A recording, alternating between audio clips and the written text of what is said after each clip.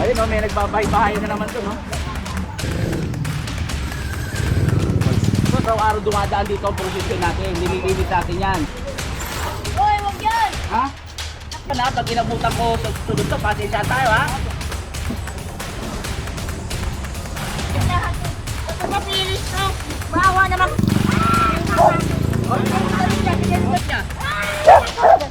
Ipapilis ko na!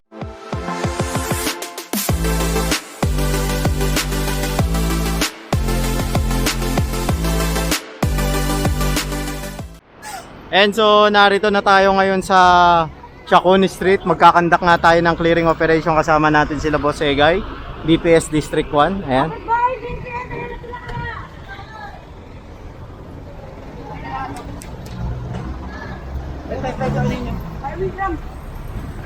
Ay, baba! Oy!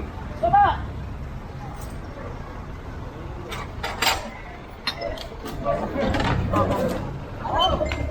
Ito, Jeo.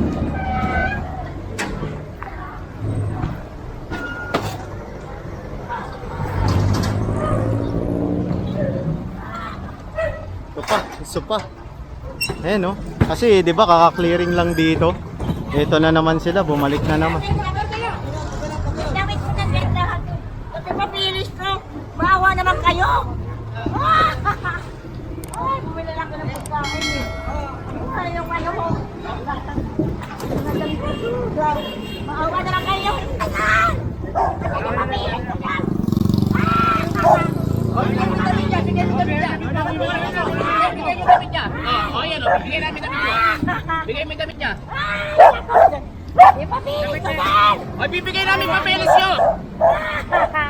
Hindi na ako makauwi! Mawa, kanila yan. Oy! Ano? Bigyan niya! Kanila yan! Maawa ka naman! Maawa ka naman! Ibaba niyo yung mga gamit niya. Lahat niya linisin niyo.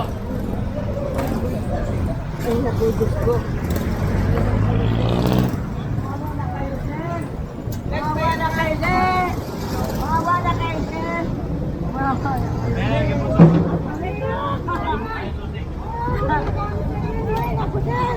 Maawa naman kayo, sir! Wala na akong damit! O, ayan. Ibibigay nga yung damit mo. O, ayan o. Yung santo, ibigay mo yung santo sa kanila.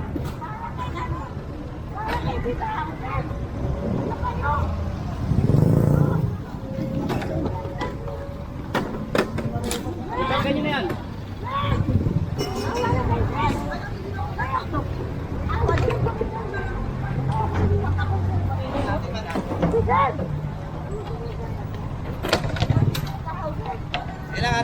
Kailangan.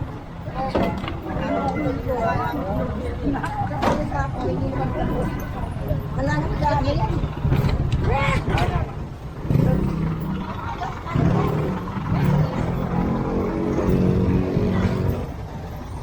Ayan, so nag-proceed tayo rito. Ayan. Kasi nirequest to nila Tata Jerry Tobera, yung pulis natin, dito sa Dagupan Outpost.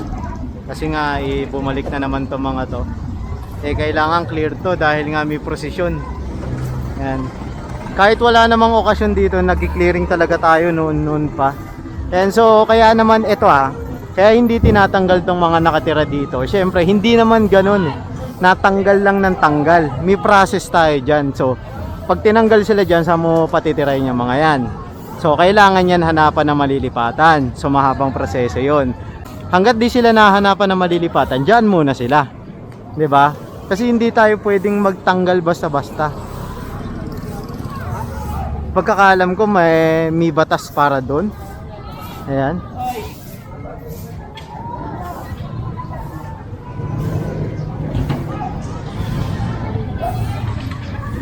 Rasero. Patuyo ako. Andiyan dyan lang sa harapan ng truck. Kaya pa rin pagkakit. Maliw. Dito. Sige, tanggalin niyo yan. Tanggalin niyo na. Okay. Ayan, so pinalis to ni Boss Egay yung nagtitinda rito. Kasi nga merong prosesyon rito. Ito usapan pag inabutan ko sa susunod to, pasensya tayo ha. Sige. Ayan. Siyempre, kaya naman hindi basta-basta rin kinukumpiska yung mga ganyan. Eh, kinukonsidera rin naman yung kabuhayan nila, 'di ba? Hangga't kaya naman kausapin at sumusunod naman sila na umalis agad, eh, sige pagbibigyan. Pero kapag ka matigas talaga yung ulo, paulit-ulit na lang, doon na talaga kinukumpiska yung mga kariton, mga patungan. Pag hindi pa rin sumunod at inabutan pa sa sunod na araw, pati yung paninda, kino-confiscate na yon, 'di ba? So kung papansinin natin, may procedure sa pagko-confiscate ng mga road obstruction, illegal na vendor, yan. Siyempre, maraming mahihirap na kababayan natin na nakadepende lang dyan sa pagtitinda. Kaya hanggat kayang pakiusapan, pinakiusapan sila. Bilang tao na lang rin, 'di ba? Kasi diyan sila kumukuha ng kabuhayan. Yan, sinasagot ko lang yung mga nagko-comment, bakit kasi ganto, ganyan, bakit ganyan? Bakit hindi na lang gamitan ng kamay na bakal? Hindi naman pwede 'yon. Kasi syempre, tayo naghahanap buhay rin naman tayo eh. 'Di ba? Maunawaan natin yung sitwasyon nila. Hangga't kaya natin unawain sila, unawain natin. Anong kailan? Mamaya lang po nga po. Nakaganan rin po yan. Bago pala 'to. Ano kasi ngayon alam nyo namang araw-araw dumadaan dito ang prosesyon natin, nililinis natin yan. Mamaya sana pag-ikot namin, wala na yan ha. Huwag mo na kayo maglalagay nito. Ilang araw lang pakiusap sa inyo. Linisin nyo yan. Linisin nyo naman yung mga kalat nyo.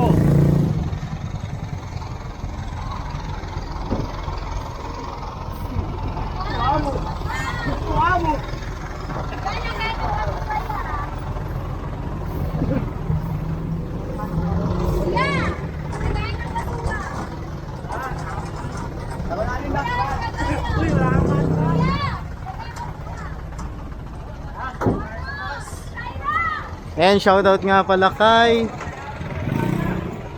Otilio Franco, pati kay Lolita Franco, June Lisada at Nelia Lisada. Ayan, maraming salamat po sa pagsuporta at panonood dito sa ating daily vlog sa clearing operation dito sa Manila. Ayan. At huwag nyo nga po palang kalimutan mag-subscribe sa mga viewers natin. Mag-subscribe, i-like, i-share ang ating content. Ayan, at wag nyo na rin po i-skip yung ads. Tulong nyo na lang sa amin yan. Maraming salamat sa patuloy nyong panonood.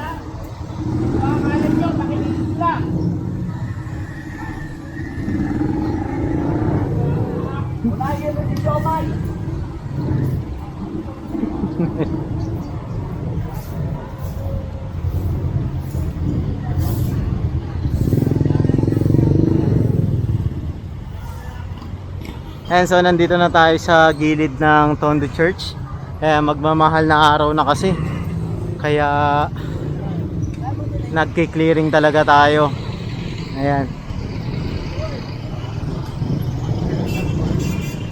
So ito yung kahabaan na to ay Nicolas Zamora na. Papunta tayo yata ng Plaza Morga. Tinitiyak lang natin na wala na naka-obstruct dito. Ngayon sa kabila. At nasa gilid ko ninyo. Ayun.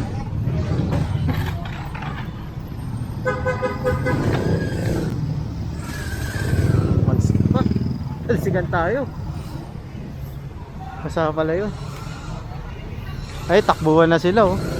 Mga nakatira rito.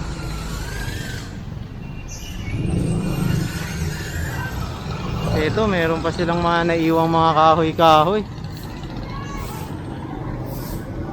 Mga palaspas. Tayo.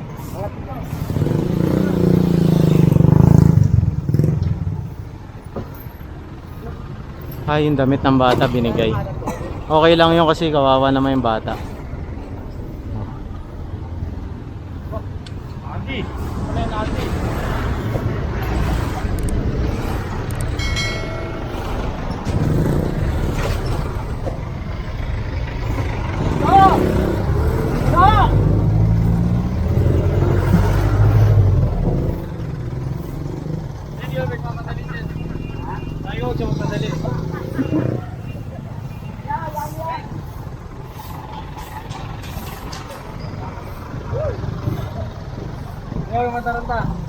Sunod kita.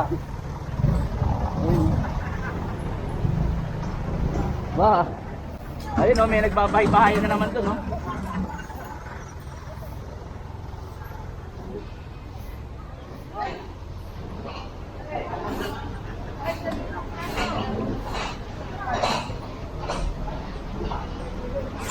Hoy, wag yan! Ha?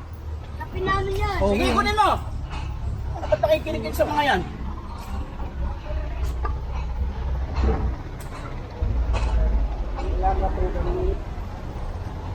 Sige, linisin yan!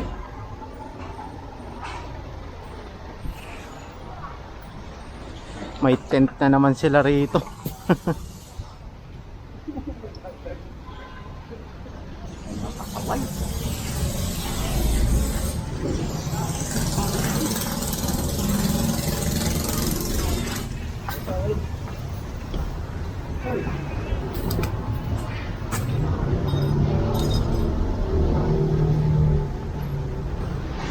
Dami oh, puro karton.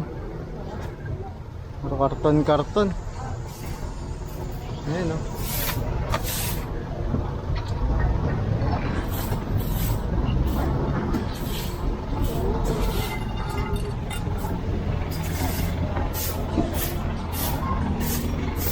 Ayan, so proceed tayo rito.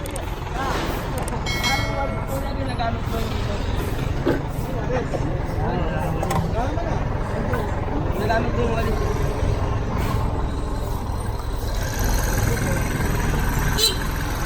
Pakyaw. Ayan o. Patay tayo Ayan o. dyan. Uy, Diyos ko. Naku po. Ano to? Sa pulis? Sa pulis? Oh. Sako yung sa pulis? Oh. Ano yan? Pulis na yan, sir. Linisin niya, linisin. Sa namin, sir. Wala, sir. Sa pulis lang yan, sir. Ayan, ito kasi, itong area na to, itong nakikita nyo mga nakapark na to, paliwanag ko lang rin. Binigyan kasi ng permit ng City Hall to, maging parkingan ng ano natin, Presinto 2. Kaya ito is, ano sila dyan, meron silang permit na mag-park dito. Dahil ito ay government property din, dati kasi dito sa loob sila nagpa-park, ngayon ginagawa. Ayan. Kaya sa mga nagsasabi kapag nagki-clearing tayo dito katulad niyan, yung mga nakakita niyan, ito parking. Hindi po sila illegal parking diyan. May permit po 'yan. Etong kahabaan na to. Basta hindi lang sila lalagpas doon sa Minicola Zamora. Iba na 'yon, 'di ba? Etong kahabaan na to sa mga kapulisan po natin 'yan. May permit sila diyan. Para alam nyo lang may knowledge kayo sa inaanuhan natin. Yung puntahan natin.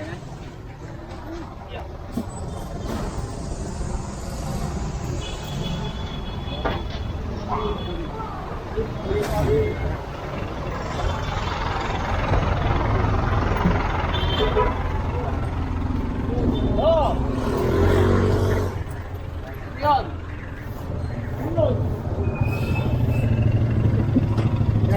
And so, yan si Pacquiao kasi bantayan dito.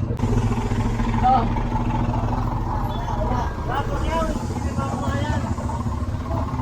Yan, dito na tayo sa office.